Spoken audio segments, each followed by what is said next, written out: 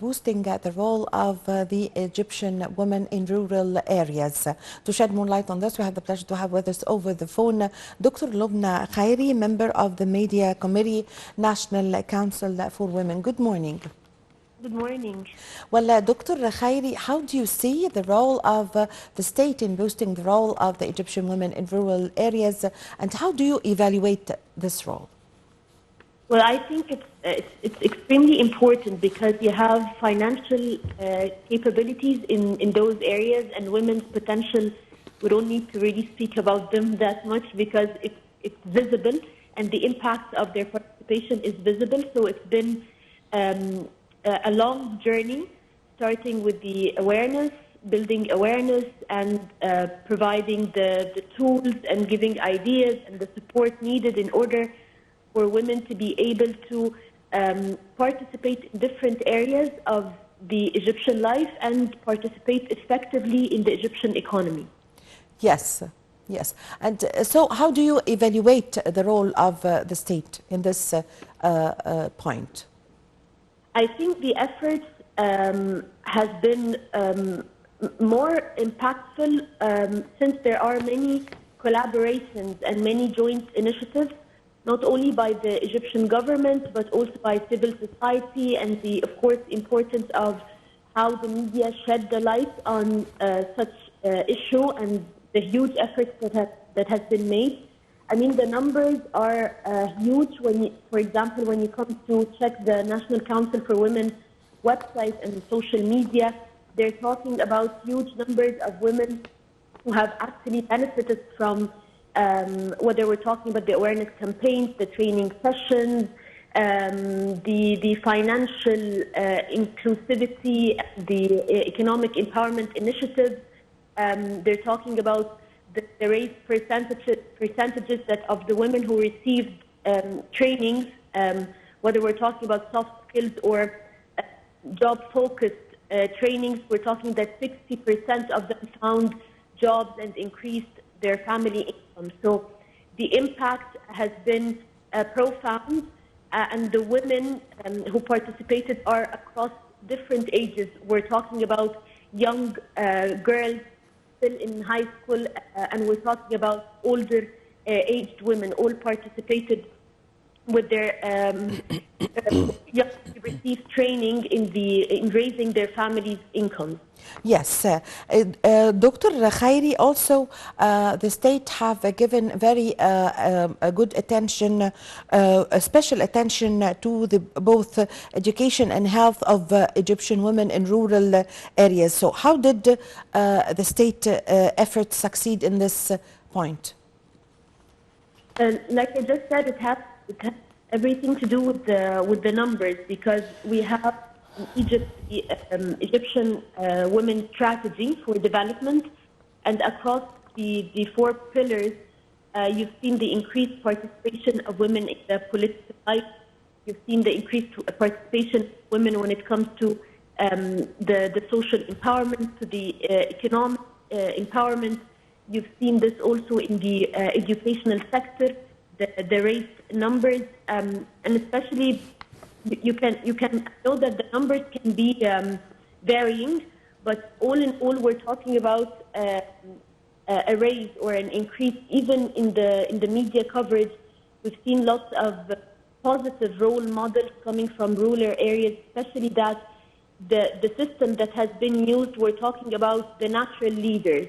Yes. Or about the women who come from those governorates who have been educated, and they carry on the message to their fellow neighbors and the fellow citizens of the same area. So we are really depending on them to continue to give out their experience and their knowledge and the trainings that they have received.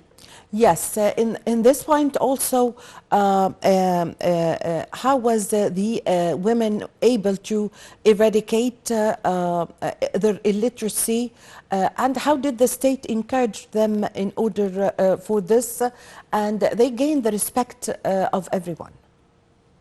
There have been beautiful and amazing role models that we've seen from different Egyptian governorates for women Yes. of older age who have not received their education at the right time during their lives, and they have actually persisted to receive such education, and now they have very positive models when it comes to educating more girls and more children and more women in their towns. Yes. And I think this is because of the many initiatives by the state, the many initiatives adopted by, for example, the National Council for Women to encourage and facilitate and make it easy for girls and women to receive their education, and plus highlighting the importance of such education. It's no longer, I feel sorry to say this, but it's no longer about the woman herself that she becomes educated, but because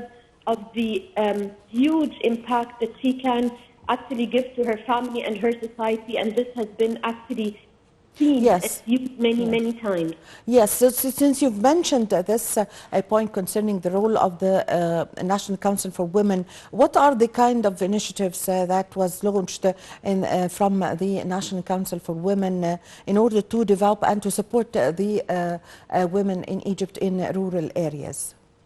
The big, I don't call it exactly initiative because there are many initiatives, but the main strategy that has been adopted and has been redeemed very successful is حملات الطرق على الأبواب, or knocking the doors, because through those movements we've been able to reach as many women as possible across all 27 governorates, and through those movements we've been talking about almost everything from her political rights to even getting a national ID, to how she can get or raise the income of her family, to learning new skills and new job requirements, how to protect herself from any type or any sort of violence. We've been even talking about cybersecurity and how she can protect herself online. So across all the pillars, the knocking doors movement have been covering such areas with women. So, yes, so what about the role of the micro and small and medium enterprises in empowering women? There are initiatives that we've seen from different banks, from collaborations that have been done through the National Council for Women and international entities to support women to start actually their own small businesses.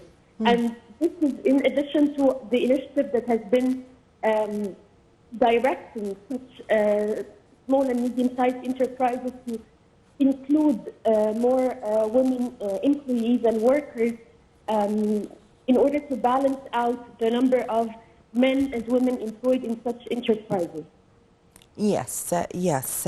So how does the state raise the awareness of women in rural areas? Let me tell you this. It's been a long road or a long journey, because we're talking about, for example, areas that have been completely locked out from the media scene. We don't really know anything about the potential to inclusivity. And this has happened across different stages and included in many initiatives. For example, we've seen 100 مليون صحة, for example, the health campaign visiting different governorates and rural towns. We've seen inclusivity when it comes to exhibitions like Turasna, for example, that included handcrafted products from women across different governors. So the visiting and the inclusion of women from rural areas actually is encouraging that they are not forgotten, and they are an integral part of the Egyptian society as well. Yes. So, Dr. Khairy, what are the places in Egypt that have received the boosting of the role of women in rural areas, the places and the governorates also? All of them. Because if you're Yes, talking, for can we example, say that you started, for example, with the Upper Egypt, which is more needy for this, or what? Give us an idea, please. because the National Council for Women has offices in all 27 governorates. So the initiatives have been received across all 27 governorates. I know that the media usually covers Minya, Monofia, Asyut, certain governorates, but actually the services have been reaching to all 27 Egyptian governorates. Yes. What are the obstacles or the challenges that faces the National Council for Women in helping or encouraging the boosting of the role of women in rural areas? I like to always say that it has everything to do with the culture and the belief that you have to shatter those first. You have to completely eradicate them for the society to become acceptable of women and girls participating in certain areas.